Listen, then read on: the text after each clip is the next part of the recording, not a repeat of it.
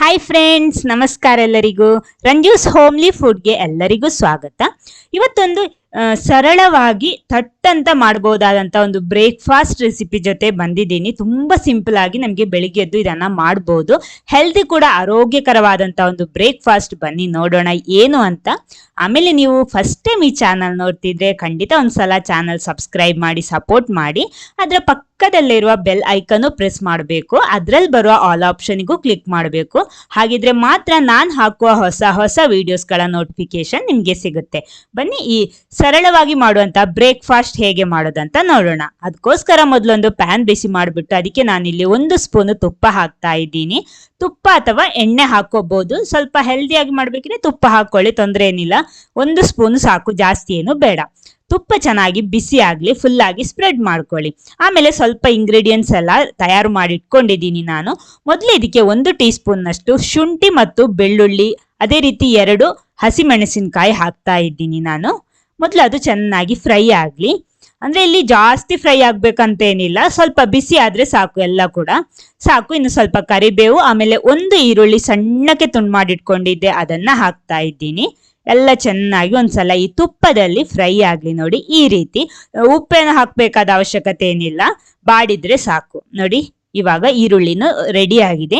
ಇನ್ನು ಇದಕ್ಕೆ ನಾವಿಲ್ಲಿ ತುರ್ದಿಟ್ಕೊಂಡಂತಹ ಕ್ಯಾರೆಟ್, ನಾನಿಲ್ಲಿ 1 ಕ್ಯಾರೆಟ್ ಉಪಯೋಗಿಸ್ತಾ ಇದ್ದೀನಿ. ಇಲ್ಲಿ ನಾನು ಇಷ್ಟೇ ಬಳಸಿರೋದು. ನಿಮ್ಗೆ ಇಲ್ಲಿ ಏನಾದ್ರೂ ಎಕ್ಸ್ಟ್ರಾ ಬೇಕಿದ್ರೆ ವೆಜಿಟೇಬಲ್ಸ್ ಎಲ್ಲ ಬಳಸ್ಬೋದು. ಅದು ನಿಮ್ಗೆ ಯಾವ ರೀತಿ ಬೇಕೋ ಆ ರೀತಿ ಮಾಡ್ಬೋದು. ಇದು ಕೂಡ ನಾನು ತುಪ್ಪದಲ್ಲಿ ಚೆನ್ನಾಗಿ ಫ್ರೈ ಮಾಡಿ ತರ್ತೀನಿ. ನೋಡಿ ಈ ರೀತಿ ಮೀಡಿಯಂ ಫ್ಲೇಮ್ ಅಲ್ಲಿ ಇಟ್ಬಿಟ್ಟು ಫ್ರೈ ಮಾಡ್ಕೊಳ್ಳಿ. ನೋಡಿ ಇವಾಗ ನಮ್ಮ ಕ್ಯಾರೆಟ್ ಎಲ್ಲ ರೆಡಿ ಆಗಿದೆ. ಇನ್ನು ಇದಕ್ಕೊಂದು 1/4 ಟೀ ಸ್ಪೂನ್ನಷ್ಟು ಅರಶಿನ ಹುಡಿ ಹಾಕ್ತಾ ಇದ್ದೀನಿ. ಅದೇ ರೀತಿ 1/4 ಟೀ ಸ್ಪೂನ್ ಕಾಳು ಮೆಣಸಿನ ಹುಡಿ, ಅದೇ ರೀತಿ 1/4 ಟೀ ಸ್ಪೂನ್ನಷ್ಟು ಜೀರಿಗೆ ಹುಡಿ. ಈ 3 ಹುಡಿ ಮಾತ್ರ ನಾನಿಲ್ಲಿ ಹಾಕ್ತಾ ಇರೋದು. ಖಾರಕ್ಕೆ ಸ್ವಲ್ಪ ಹಸಿಮೆಣಸಿನಕಾಯಿ ಹಾಕೊಂಡಿದ್ದೀವಿ ಸಾಕಷ್ಟು. ನೋಡಿ ಇವಾಗ ಇದು ರೆಡಿ ಆಗಿದೆ. ಸ್ಟವ್ ಆಫ್ ಮಾಡಿಬಿಟ್ಟು ಇದನ್ನೊಂದು ಪ್ಲೇಟಿಗೆ ಹಾಕ್ತಾ ಇದ್ದೀನಿ. ಇದು ನಮಗೆ ನೆಕ್ಸ್ಟ್ ಬೇಕು. ಇದು ಜಸ್ಟ್ ಅಂದ್ರೆ ಜಾಸ್ತಿ ಫ್ರೈ ಮಾಡ್ಬೇಕಂತೇನಿಲ್ಲ, ಜಸ್ಟ್ ಬಿಸಿ ಆದ್ರೆ ಸಾಕು. ತುಪ್ಪದಲ್ಲಿ ಒಂದ್ಸಲ ಫ್ರೈ ಆದ್ರೆ ಒಳ್ಳೆ ಟೇಸ್ಟ್ ಚೆನ್ನಾಗಿರುತ್ತೆ. ಇದನ್ನೊಂದು ಸೈಡಲ್ಲಿ ಇಟ್ಕೊಳ್ಳಿ. ಇದು ರೆಡಿ ಆಗಿದೆ. ಆಮೇಲೆ ನಮಗೆ ಬೇಕಾಗಿರೋದು 1 ಕಪ್ ರವ. ನೋಡಿ ಈ ರೀತಿ ನಮ್ಮ ಉಪ್ಪಿಟ್ಟು ಮಾಡ್ತೀವಲ್ಲ, ಆ ರವ ತಗೊಂಡಿದ್ದೀನಿ ನಾನು. 1 ಕಪ್ ರವ ತಗೊಂಡಿದ್ದೀನಿ. ನೀವು ಜಾಸ್ತಿ ಬೇಕಿದ್ರೆ ಎಲ್ಲ ಜಾಸ್ತಿ ಡಬಲ್ ಮಾಡ್ಕೊಳ್ಳಿ. ಅದನ್ನ ಮಿಕ್ಸಿ ಜಾರಿಗೆ ಹಾಕ್ತಾ ಇದ್ದೀನಿ. 1 ಕಪ್ ರವೆಗೆ 3/4 ಕಪ್ ಅವಲಕ್ಕಿ ಹಾಕ್ತಾ ಇದ್ದೀನಿ. ನಾನಿಲ್ಲಿ ದಪ್ಪ ಅವಲಕ್ಕಿ ತಗೊಂಡಿರೋದಾದ ಕಾರಣ 3/4 ಕಪ್. ನೀವು ಪೇಪರ್ ಅವಲಕ್ಕಿ ಆದ್ರೆ 1 ಕಪ್ ತನಕ ನಿಮ್ಗೆ ತಗೋಬಹುದು. ಇದನ್ನ ಮಿಕ್ಸಿ ಜಾರಿಗೆ ಹಾಕ್ತಾ ಇದ್ದೀನಿ. ರವ ಮತ್ತು ಅವಲಕ್ಕಿ ಹಾಕೊಂಡಿದ್ದೀನಿ. ಇನ್ನು ಇದಕ್ಕೆ ಬೇಕಾಗಿರೋದು 1/4 ಕಪ್ ಮೊಸರು. ಜಾಸ್ತಿ ಹುಳಿ ಇಲ್ಲದ ಮೊಸರಾಗಿರ್ಬೇಕು. 1/4 ಕಪ್ ಹಾಕೊಂಡಿದ್ದೀನಿ. ರುಚಿಗೆ ತಕ್ಕಷ್ಟು ಉಪ್ಪು ಕೂಡ ಹಾಕೊಳ್ಳಿ.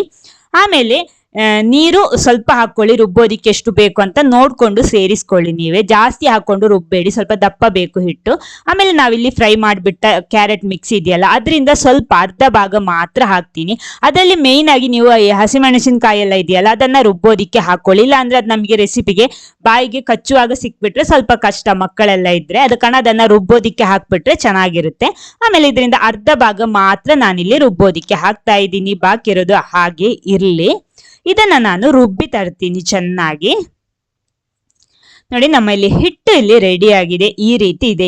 ಇವಾಗ ನೀರು ಸೇರಿಸೋದು ಬೇಡ, ಆಮೇಲೆ ನೋಡ್ಕೊಂಡು ನಾವು ನೀರು ಸೇರಿಸ್ಬೇಕು. ಹಿಟ್ಟು ಎಲ್ಲ ಹಾಕೊಂಡಿದ್ದೀನಿ ಇವಾಗ. ನೋಡಿ ಈ ರೀತಿ. ಇನ್ನು ಇದಕ್ಕೆ ನಾವು ಆವಾಗ ಬಾಕಿ ಮಾಡಿಟ್ಟಂತಹ ಕ್ಯಾರೆಟಿನ ಮಿಕ್ಸ್ ಹಾಕ್ತಾ ಇದ್ದೀನಿ. ಎಲ್ಲ ಒಂದ್ಸಲ ಚೆನ್ನಾಗಿ ಮಿಕ್ಸ್ ಮಾಡ್ಕೊಳ್ಳಿ. ಆಮೇಲೆ ಇನ್ನಿದಕ್ಕೆ ನೀರೆಷ್ಟು ಬೇಕೋ ನೋಡ್ಕೊಂಡು ಸೇರಿಸುವ. ಅಂದ್ರೆ ಜಾಸ್ತಿ ದಪ್ಪ ಬೇಡ ನಮಗೆ. ನಮ್ಮ ದೋಸೆ ಹಿಟ್ಟು, ಉದ್ದಿನ ದೋಸೆ ಎಲ್ಲ ಹಿಟ್ಟು ಮಾಡ್ತೀವಲ್ಲ, ಅದೇ ರೀತಿ ಇದ್ರೆ ಸಾಕು. ಸ್ವಲ್ಪ ನೀರು ಹಾಕೊಂಡಿದ್ದೀನಿ. ಮಿಕ್ಸಿ ಜಾರಿಗೆ ನೀರು ಹಾಕ್ಬಿಟ್ಟು ಅದೇ ನೀರನ್ನ ನಾನು ಇಲ್ಲಿ ಹಾಕೊಂಡಿದ್ದೀನಿ. ಇಲ್ಲಿ ನಾವು ರವೆ ಉಪಯೋಗಿಸಿರೋದಾದ ಕಾರಣ ಇದು ಆಮೇಲೆ ನಮಗೆ ಬೇಕಾಗ್ಬೋದು ನೀರು. ಅಂದ್ರೆ ಅದೆಲ್ಲ ನೀರು ಎಳ್ಕೊಳ್ಳುತ್ತೆ ಅಲ್ವಾ. ಇದನ್ನೊಂದು 15 ನಿಮಿಷ ರೆಸ್ಟ್ ಮಾಡ್ಕೊಳ್ಳಿ. ಜಾಸ್ತಿ ಆದ್ರೂ ಪರವಾಗಿಲ್ಲ. ನಾನಿಲ್ಲಿ 15 ನಿಮಿಷ ರೆಸ್ಟ್ ಮಾಡ್ಕೊಂಡಿದ್ದೀನಿ. ನೋಡಿ ನಮ್ಮ ಹಿಟ್ಟು ಇವಾಗ ಸ್ವಲ್ಪ ದಪ್ಪ ಬಂದಿದೆ. ಅಂದ್ರೆ ರವೆ ಆದ ಕಾರಣ ಸ್ವಲ್ಪ ನೀರೆಲ್ಲ ಜಾಸ್ತಿ ಎಳ್ಕೊಳ್ಳುತ್ತೆ. ಆಮೇಲೆ ಬೇಕಿದ್ರೆ ಸ್ವಲ್ಪ ನೀರು ಹಾಕೊಳ್ಳಿ. ಈ ರೀತಿ ಎಷ್ಟು ಅಂತ ಕರೆಕ್ಟ್ ಹೇಳಕ್ ಆಗಲ್ಲ. ನೋಡಿ ಸ್ವಲ್ಪ ಸ್ವಲ್ಪ ಹಾಕ್ಬಿಟ್ಟು ಹಿಟ್ಟು ಕರೆಕ್ಟ್ ಬರೋ ತನಕ ಹಾಕೊಳ್ಳಿ. ನೋಡಿ ನಮ್ಮ ಹಿಟ್ಟು ನೋಡಿ ಈ ರೀತಿ ಇರ್ಬೇಕು, ಇಷ್ಟು ದಪ್ಪ ಇರಬೇಕು. ಓಕೆ, ಮೊದಲು ನಾನಿಲ್ಲಿ ನಿಮ್ಗೆ ದೋಸೆ ಯಾವ ರೀತಿ ಮಾಡೋದಂತ ಹೇಳಿಕೊಡ್ತಾ ಇರೋದು. ಕಾವಲಿ ಬಿಸಿ ಮಾಡ್ಕೊಳ್ಳಿ. ಇಲ್ಲಿ ನಿಮ್ಗೆ ದಪ್ಪ ದೋಸೆ ಮಾಡ್ಬೋದು, ಕ್ರಿಸ್ಪಿಯಾಗಿ ಬೇಕಿದ್ರೆ ಸ್ವಲ್ಪ ತೆಳು ಮಾಡ್ಬೋದು. ಮೊದಲು ನಾನು ನೋಡಿ ನಿಮ್ಗೆ ಸ್ವಲ್ಪ ದಪ್ಪ ದೋಸೆ ಯಾವ ರೀತಿ ಮಾಡೋದಂತ ಹೇಳಿಕೊಡ್ತಾ ಇದ್ದೀನಿ. ಸ್ವಲ್ಪ ದಪ್ಪಕ್ಕೆ ಮಾಡಿಬಿಟ್ಟು ಬೇಯಿಸ್ಕೊಳ್ಳಿ, ಮುಚ್ಚಿ ಬೇಯಿಸ್ಕೊಳ್ಳಿ. ನೋಡಿ ಇವಾಗ ಬೆಂದಿದೆ. ಓಪನ್ ಮಾಡಿಬಿಟ್ಟು ಸ್ವಲ್ಪ ತುಪ್ಪ ಬೇಕಿದ್ರೆ ಇದರ ಮೇಲ್ಗಡೆ ಸ್ಪ್ರೆಡ್ ಮಾಡ್ಬೋದು. ಆಪ್ಷನಲ್, ನಿಮಗೆ ಬೇಕಿದ್ರೆ ಮಾತ್ರ ಮಾಡ್ಕೊಳ್ಳಿ. ನಾನಿಲ್ಲಿ ಸ್ವಲ್ಪ ದಪ್ಪ ಮಾಡಿದ್ರಿಂದ ಇದನ್ನ ಎರಡು ಬದಿ ಕೂಡ ಬೇಯಿಸ್ಬೇಕು. ಆದ ಕಾರಣ ಇದನ್ನ ತಿರುಗಿಸಿ ಹಾಕ್ಬಿಟ್ಟು ಪುನಃ ಬೇಯಿಸ್ತಾ ಇದ್ದೀನಿ. ನೋಡಿ ಈ ರೀತಿ ತೆಗ್ದ್ಬಿಟ್ಟು ತಿರುಗಿಸಿ ಹಾಕೊಳ್ಳಿ.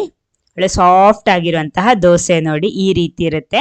ಇದನ್ನ ತಿರುಗಿಸಿ ಹಾಕ್ಬಿಟ್ಟು ಎರಡು ಬದಿ ಕೂಡ ಬೇಯಿಸ್ಕೊಳ್ಳಿ. ನೋಡಿ ನಮ್ಮ ರವೆ ಮತ್ತು ಅವಲಕ್ಕಿಯಲ್ಲಿ ಮಾಡಿರುವಂತಹ ಸಿಂಪಲ್ ಆಗಿ ಮಾಡಿರುವಂತಹ ಬ್ರೇಕ್ಫಾಸ್ಟ್ ಆರೋಗ್ಯಕರವಾದಂತಹ ನಮ್ಮ ದೋಸೆ ಇಲ್ಲಿ ರೆಡಿ ಆಗಿದೆ. ನೋಡಿ ಈ ರೀತಿ ಇರುತ್ತೆ. ಮುಟ್ಟುವಾಗಲೇ ಒಳ್ಳೆ ಸಾಫ್ಟ್ ಆಗಿರುತ್ತೆ. ನೋಡಿ ನಿಮಗೆ ನೋಡುವಾಗಲೇ ಗೊತ್ತಾಗುತ್ತೆ. ನೋಡಿ ನಿಮ್ಗೆ ಸ್ವಲ್ಪ ದೊಡ್ಡದು ಬೇಕಿರೋ ಮಾಡ್ಬೋದು. ನೆಕ್ಸ್ಟ್ ನಾನು ಸ್ವಲ್ಪ ಕ್ರಿಸ್ಪಿ ಆಗಿರೋ ದೋಸೆ ಮಾಡೋದು ತೋರಿಸ್ತೀನಿ. ಕ್ರಿಸ್ಪಿಯಾಗಿ ಮಾಡುವಾಗ ಜಾಸ್ತಿ ಎಣ್ಣೆ ಹಾಕೋಬೇಡಿ, ಅವಾಗ ಮಾತ್ರ ನಿಮಗೆ ತೆಳುವಾಗಿ ಅದನ್ನ ದೋಸೆ ಮಾಡೋದಿಕ್ಕಾಗುತ್ತೆ ಕಾವಲಿಯಲ್ಲಿ. ನೋಡಿ ಈ ರೀತಿ ತೆಳುವಾಗಿ ಮಾಡ್ಕೊಳ್ಳಿ. ಇದನ್ನ ಮುಚ್ಚಿ ಬೇಯಿಸ್ಕೊಳ್ಳಿ. ನೋಡಿ ನಮ್ಮ ಕ್ರಿಸ್ಪಿಯಾಗಿ ಗರಿ ಗರಿಯಾಗಿರುವಂತಹ ದೋಸೆ ಕೂಡ ಇಲ್ಲಿ ರೆಡಿ ಆಗಿದೆ. ನೋಡಿ ಈ ರೀತಿ ನಮ್ಗೆ ಯಾವ ರೀತಿ ಬೇಕೋ ಆ ರೀತಿ ಮಾಡ್ಬೋದು. ನೋಡಿ ಈ ರೀತಿ ಒಳ್ಳೆ ಕ್ರಿಸ್ಪಿಯಾಗಿ ಬೇಕೋ ಮಾಡ್ಬೋದು. ನೆಕ್ಸ್ಟ್ ನಾನು ನಿಮ್ಗೆ ತೋರಿಸ್ತಾ ಇರೋದು ಪಡ್ಡು ಯಾವ ರೀತಿ ಮಾಡೋದು ಅಂತ. ಪಡ್ಡು ಕಾವಲಿ ಬಿಸಿ ಮಾಡಿಬಿಟ್ಟು ಫುಲ್ ಆಗಿ ಎಣ್ಣೆ ಸ್ಪ್ರೆಡ್ ಮಾಡ್ತಾ ಇದ್ದೀನಿ. ಆಮೇಲೆ ಅದೇ ಹಿಟ್ಟು ನೀರೇನು ಸೇರಿಸಿಲ್ಲ, ಒಂದೊಂದು ಸ್ಪೂನ್ ಒಂದೊಂದು ಅದರ ಕಾವಲಿಗೆ ಹಾಕ್ತಾ ಇದ್ದೀನಿ. ನೋಡಿ ಈ ರೀತಿ ಒಂದೊಂದು ಸ್ಪೂನ್ ಸಾಕು, ಜಾಸ್ತಿ ಬೇಡ. ನಾನು ಇಲ್ಲಿ ಒಂದೊಂದು ಸ್ಪೂನ್ ಆಗಿ ಮಾಡ್ತಾ ಇರೋದು ಈ ರೀತಿ. ಅದೇ ಹಿಟ್ಟು ನೀರು ಆ ಥರ ಏನು ಎಕ್ಸ್ಟ್ರಾ ಚೇಂಜ್ ಮಾಡಲಿಲ್ಲ. ಎಲ್ಲ ಗುಂಡಿಗೂ ಕೂಡ ಈ ರೀತಿ ಹಾಕ್ಬಿಟ್ಟು ಇದನ್ನ ಪಡ್ಡು ಕೂಡ ಮಾಡ್ಬೋದು ಇದೇ ಹಿಟ್ಟಲ್ಲಿ. ನಿಮ್ಗೆ ಯಾವ್ದು ಬೇಕೋ ಆ ರೀತಿ ಮಾಡ್ಬೋದು. ಮುಚ್ಚಿ ಬೇಯಿಸ್ಕೊಳ್ಳಿ. ಆಮೇಲೆ ಒಂದು ಬದಿ ಬೆಂದ ಮೇಲೆ ಇದನ್ನ ತಿರುಗಿಸಿ ಹಾಕೊಳ್ಳಿ. ನೋಡಿ ನಾನು ಸ್ವಲ್ಪ ಎಣ್ಣೆ ಮಾತ್ರ ಸ್ಪ್ರೆಡ್ ಮಾಡಿರೋದು, ಜಾಸ್ತಿ ಎಣ್ಣೆ ಆ ಥರ ಏನು ಸ್ಪ್ರೆಡ್ ಮಾಡ್ಕೊಂಡಿಲ್ಲ.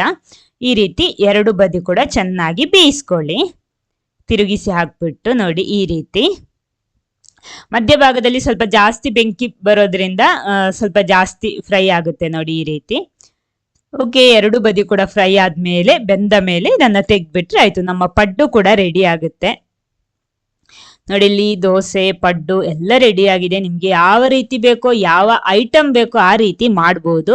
ಯಾವ್ದಾದ್ರು ಒಂದು ಮಾಡ್ಕೊಳ್ಳಿ. ಇದ್ರ ಜೊತೆ ನಾನೊಂದು ಕಾಯಿ ಚಟ್ನಿ ಕೂಡ ಮಾಡ್ಕೊಂಡಿದ್ದೀನಿ. ನೋಡಿ ನಮ್ಮ ಕ್ರಿಸ್ಪಿ ದೋಸೆ ಯಾವ ರೀತಿ ಇದೆ ಅಂತ ನೋಡ್ಕೊಳ್ಳಿ. ಸೂಪರ್ ಆಗಿರುತ್ತೆ ಇದು. ಹಾಗೆ ಬೇಕಿದೆ ಹಾಗೆ ತಿನ್ಬೋದು, ಇಲ್ಲಾಂದ್ರೆ ನಮ್ಮ ಚಟ್ನಿ ಜೊತೆ ಸರ್ವ್ ಮಾಡ್ಬೋದು. ಸೂಪರ್ ಆಗಿರುತ್ತೆ.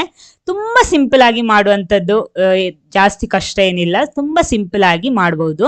ನೋಡಿ ಈ ರೀತಿ ಚಟ್ನಿಯಲ್ಲಿ ಡಿಪ್ ಮಾಡಿಬಿಟ್ಟು ಸರ್ವ್ ಮಾಡಿಬಿಟ್ರೆ ಆಯ್ತು. ನೋಡಿ ಅದೇ ರೀತಿ ನಮ್ಮ ಪಡ್ಡು ನೋಡಿ ಒಳ್ಳೆ ಸಾಫ್ಟ್ ಆಗಿರುತ್ತೆ. ಈ ರೀತಿ ನಿಮಗೆ ಕ್ರಿಸ್ಪಿಯಾಗಿ ಬೇಕಿದ್ರೆ ದೋಸೆ ಮಾಡ್ಬೋದು. ಒಳ್ಳೆ ಸಾಫ್ಟ್ ಆಗಿರುವಂತಹ ರೆಸಿಪಿ ಬೇಕಿದ್ರೆ ಪಡ್ಡು ಮಾಡ್ಬೋದು. ಯಾವ್ದು ಬೇಕೋ ಆ ರೀತಿ ಮಾಡ್ಬೋದು. ನೋಡಿ ಸಾಫ್ಟ್ ಆಗಿರುತ್ತೆ ಪಡ್ಡು ಕೂಡ. ಇದನ್ನು ಅದೇ ರೀತಿ ಚಟ್ನಿಯಲ್ಲಿ ಡಿಪ್ ಮಾಡಿಬಿಟ್ಟು ತಿನ್ನೋದಿಕ್ಕೆ ಸೂಪರ್ ಆಗಿರುತ್ತೆ. ನಾನು ನೋಡಿ ತುಂಡು ಮಾಡಿ ತೋರಿಸ್ತಾ ಇದ್ದೀನಿ. ಒಳಗಡೆ ಎಲ್ಲ ಬೆಂದು ಚೆನ್ನಾಗಿ ಸಾಫ್ಟ್ ಆಗಿ ನೋಡಿ ಈ ರೀತಿ ಇರುತ್ತೆ. ಈ ವಿಡಿಯೋ ನಿಮ್ಗೆ ಇಷ್ಟ ಆಗಿದ್ರೆ ಖಂಡಿತ ಲೈಕ್ ಮಾಡಿ, ಎಲ್ಲರ ಜೊತೆ ಶೇರ್ ಮಾಡೋದಕ್ಕೂ ಮರಿಬೇಡಿ. Okay, thank you.